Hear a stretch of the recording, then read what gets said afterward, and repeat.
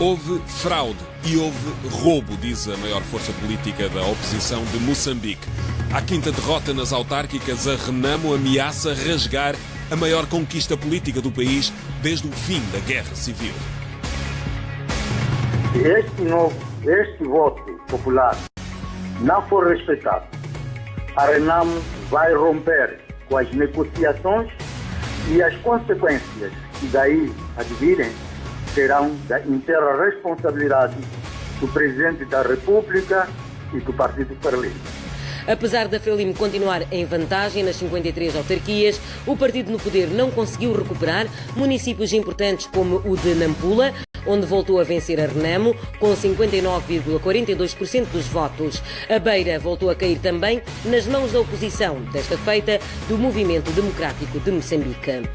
A vitoriosa Frelimo, no poder desde a independência, não encontra sentido na ameaça do opositor. O voto de todos os eleitores, da forma como foi depositado o voto, e o que nós vamos fazer como Frelimo é continuar a trabalhar nesses municípios sem olhar para a cor partidária. Mas as queixas não são apenas da Renamo. Houve também ameaças de morte a jornalistas na sequência destas eleições. Denúncia de organizações da sociedade civil. A Sala da Paz é uma delas. Nós temos a liberdade de imprensa e ninguém está em cima da lei. Seja quem for, apelamos mais uma vez para que os partidos sejam mais pacientes, sejam mais calmos. Agora, diz a Sala da Paz, a preocupação é a demora na divulgação dos resultados e o efeito que isso pode ter na credibilidade do processo eleitoral. Um desfecho adiado.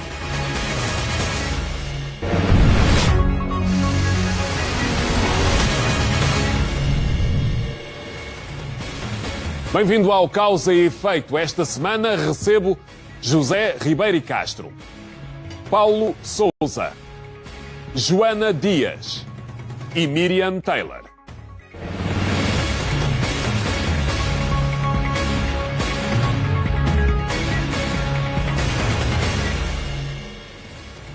As eleições autárquicas em Moçambique este mês voltaram a fazer descarrilar o entendimento entre a Frelimo e a Renamo, que deu frutos significativos este ano com a revisão da Constituição para alojar a descentralização do poder.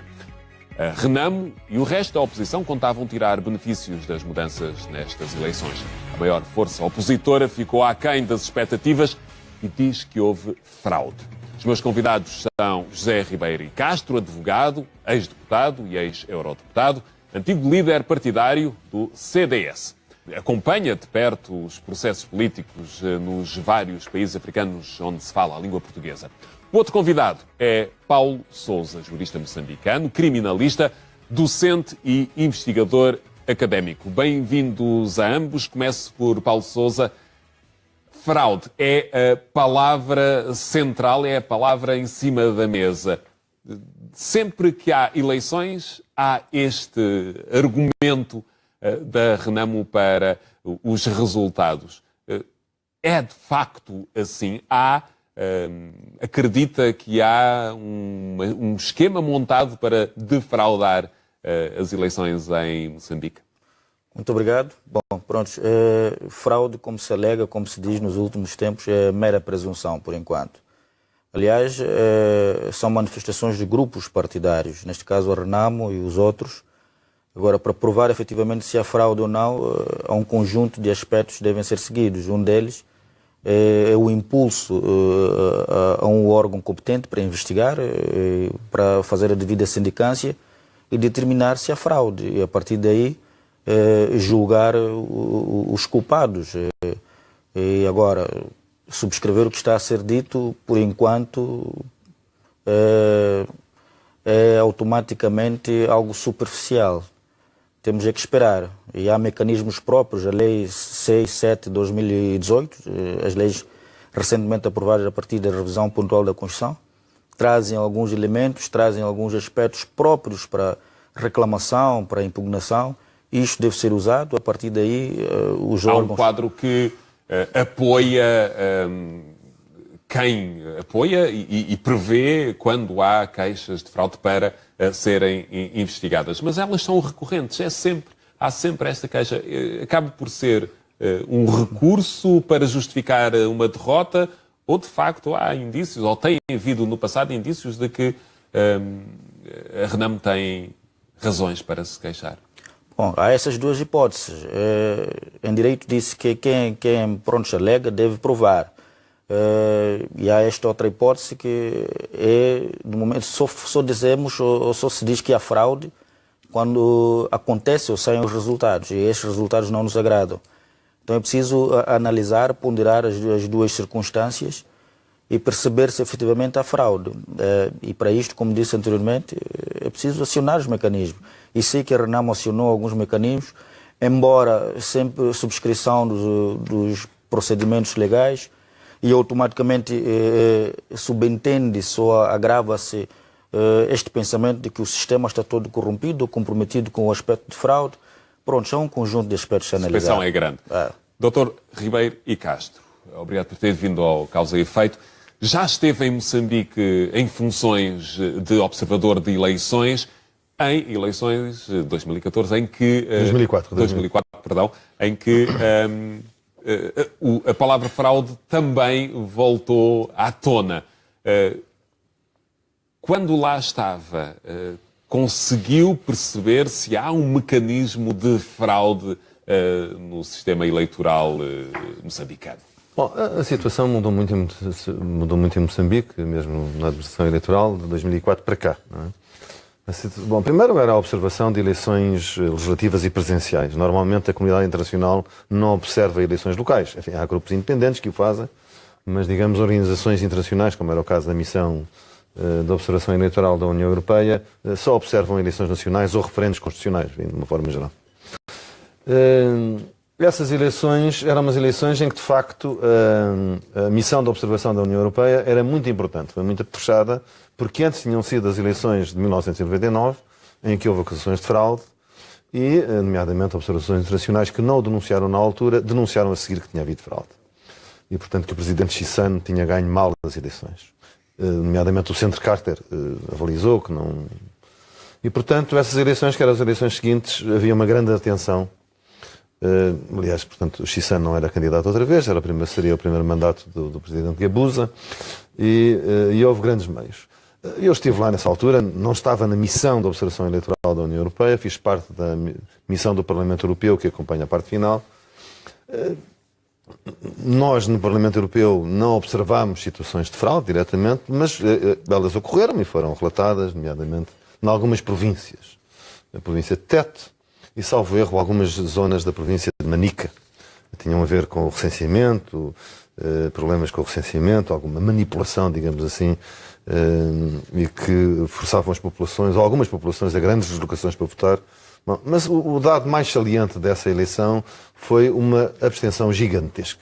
Portanto, foi sobretudo essa grande abstenção que decidiu o resultado e, portanto, frustrou as expectativas da RENAM.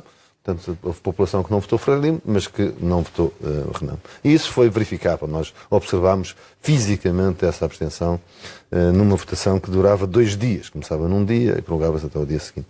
E havia um grande intervalo entre a hora do almoço do primeiro dia e praticamente a hora de fecho das urnas no dia seguinte, em que praticamente ninguém ia votar.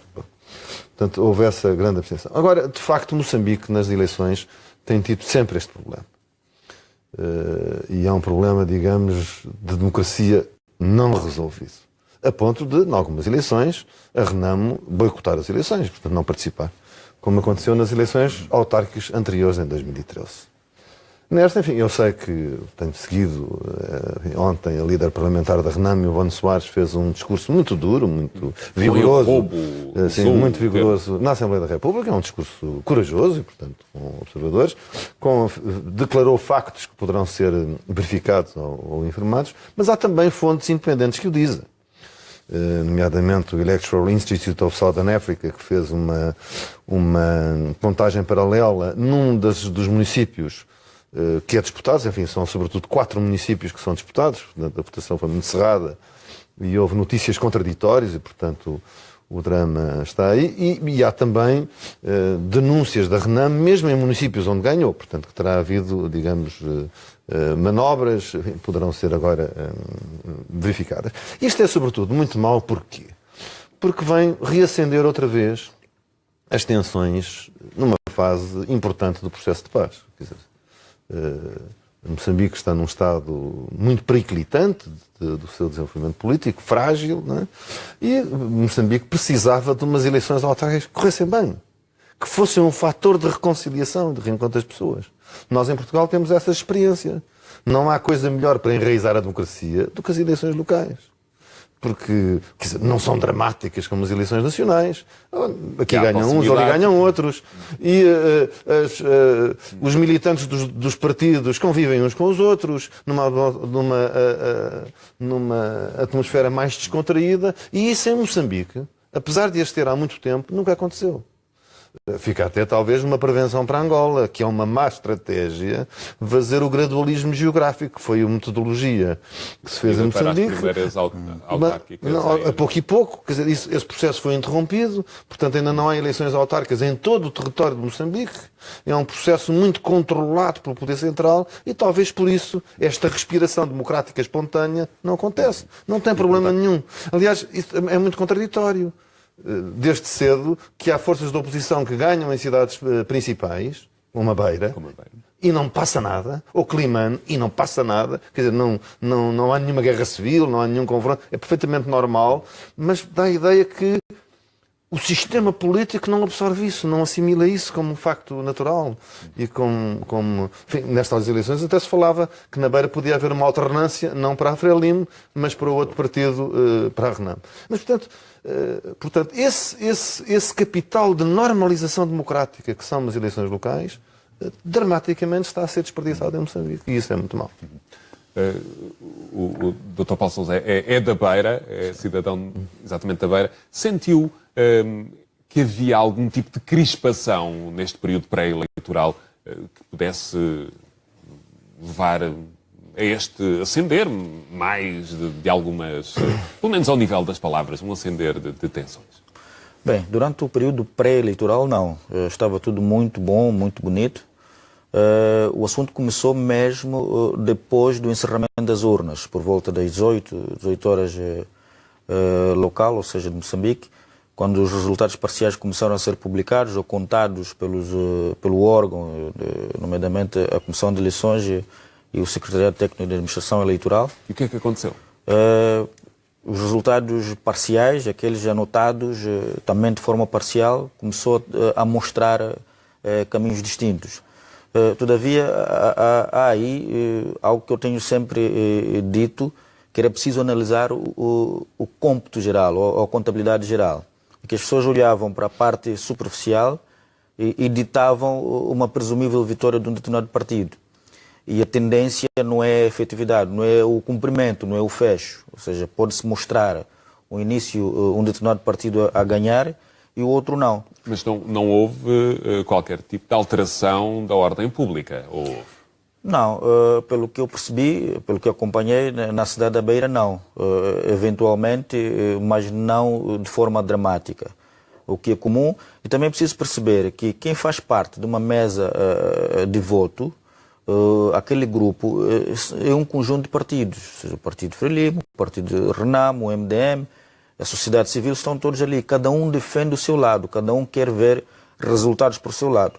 Por isso que eu também, dentro da pirâmide da análise, penso e tenho dito que é preciso analisar essas circunstâncias. Cada um vai ali com uma meta, com um objetivo, com um sonho, e automaticamente começa a analisar a frustração. A adoção deste princípio democrático, que é aceitar os resultados, sejam eles quais forem, entende que é um princípio que já está sedimentado na sociedade moçambicana? Bom, relativamente às fraudes. O que me questiona é relativamente às fraudes. É este princípio de, seja qual for o resultado, que seja bem aceito. Bem, eu penso que para determinados partidos, se formos a analisar, fazer uma análise histórica, quem sempre reivindica, reclama, impugna resultados é a Renamo. E segue imediatamente... Mas com razão ou não? Bem, as razões devem ser provadas. E até agora, o que acha que nunca conseguiram provar, é isso? E principalmente quando as reclamações são acompanhadas com ameaças. Ou seja, olhemos para o último processo eleitoral em Nampula, quando faleceu o edil. Na altura, o líder da Renamo estava vivo, o senhor Afonso Jacama, e no dia da eleição, cerca de 4 ou 5 horas antes, apareceu a ameaçar. Se a Renamo perde, pronto, há de ser só por fraude, e agora os resultados saem, não há uma subscrição efetiva dos órgãos, também há esta ameaça de atentado à negociação da paz. Pronto, eu penso que é comum, é preciso analisar a profundeza disto, porque se formos já analisar, a Renamo saiu a ganhar neste processo. Ou seja... ganhou mais câmaras do que tinha, mais municípios do que tinha. Embora não tenha participado no pleito anterior, que são as eleições autárquicas de 2013, mas venceu Nampula, venceu Quilimane, venceu mais duas ou três autarquias, o que não tinha, e a Frelimo perde um conjunto dessas e o MDM só mantém única, que é a Beira. E perde o Guru e perde Quilimane, também não se manifesta. Então, eu não sei se poderíamos assumir como algo típico de costume a não assunção dos resultados e acompanhados com ameaças, ou se efetivamente há fraude. Se há fraude, a Renamo tem todos os mecanismos possíveis legais para mostrar que há. Há um desfazamento entre aquele que é o discurso dos políticos em Moçambique e o modo como os eleitores vão às urnas e vão participar. Bom, estas eleições foram muito concorridas, não é? Portanto, segundo o que pude ler nos jornais, participou 60% dos inscritos, não é? O que é uma percentagem importante. Eu aqui concordo com o Dr. Paulo Sousa, enfim, aquilo que sejam denúncias de fraude devem ser apresentadas e sujeitas ao seu juízo. Agora, houve outros casos, não é? E também, portanto, também temos que por exemplo, o que se passou com a seleção dos candidatos em Maputo é uma coisa estranha, não só a eliminação do candidato da Renamo, que vinha do MDM, e do filho de Samora Machel, quer dizer, portanto, que traduziam, que se candidava pela Ajudem, creio. Ajudem. E, portanto, que se apresentava pela primeira vez, enfim, era um processo, digamos, de dissidência da Frelimo e que foi afastado do concurso. Portanto, esse processo também necessita de ser esclarecido para se perceber a independência do processo eleitoral. É isso que está em causa e também a credibilidade das entidades que depois vão apreciar as queixas que apareçam, sejam de quem for, não é? A que é que atribui e tanto... a perseguição aos jornalistas, há uma denúncia. É um ponto que já lá ia da Amnistia também. Internacional, não é? Quer dizer, é preciso... Mas a que é que atribui a ausência de uma normalidade neste processo, uma vez que já desde o fim da guerra, desde 22, o Acordo de Paz, que o hábito de votar está instalado, mas sempre em tensão. A que é que atribui? A democracia não é só votar, não é? A democracia é ganhar ou perder e aceitar isso como um facto normal. Não é? E, portanto, o que está muito presente também nesta tensão que se arrasta e que é perigosa, não é? Entre a Renamo e a Frelimo, é esta, digamos, esta acusação, esta percepção pela Renamo e pelos seus apoiantes de que a Frelimo não está preparada para uma alternância democrática se ela acontecer. Não é? Pronto. E, portanto, a normalidade destes processos de democracia local é um fator de confiança e, infelizmente, é desperdiçado. Quer dizer, eu não percebo que se perturbe e que se destrua a credibilidade no Estado por causa de uma disputa no município. Quer dizer, sobretudo quando já aconteceu na Beira. Quer dizer, qual é o problema que aconteça em Marromeu, ou que aconteça em Moatize, ou que aconteça noutros sítios, não é? que são municípios mais pequenos. Não é? Bom, é evidente que é preciso fazer a queixa fundamental e deixá-la ser apreciada. Mas, enfim, há contagens paralelas, nomeadamente feitas por entidades independentes no Alto Moluque, que davam um outro resultado. E os processos de contagem, o que diz o Dr. Paulo Sousa é perfeitamente justo. Às vezes as pessoas fazem extrapolações a partir de contagens parciais que enfim, não têm... nós temos essa experiência também cá. Não é possível extrair de uma contagem parcial qual vai ser o resultado. Já se houve uma sondagem à boca das urnas, essa já pode dar uma indicação mais próxima. Mas ainda assim é uma indicação mais próxima. É uma sondagem, não é uma contagem. Há uma grande diferença. Portanto, agora, tudo tem a ver com a credibilidade do processo. E, infelizmente, ao longo destes dias, a forma como se tem reagido às preocupações, digo sobretudo de entidades independentes, não em termos internacionais, ainda que sejam autárquicas, que tipo de imagem é que projeta para fora de Moçambique? Má. Quer dizer, um processo eleitoral... O escrutínio sobre Moçambique é grande a este nível? Bom, infelizmente, não só por isto, não é? Pela insegurança. Enfim, não se pode falar hoje de Moçambique, nomeadamente um português, sem recordar o caso do empresário Américo Sebastião, que está desaparecido há 2 anos e ninguém diz nada o que é que se passou com ele. Isto não é aceitável, não é? Bom, mas há outros casos... Também já abordámos aqui. Há outros casos que acontecem, portanto, há os incidentes em Cabo Delgado e, portanto... há o problema da dívida, portanto, há uma grande sensibilidade de Moçambique perante os abusadores externos. E a comunidade internacional quer ajudar, não é? Mas também é preciso que o Estado moçambicano se ajude a ser ajudado.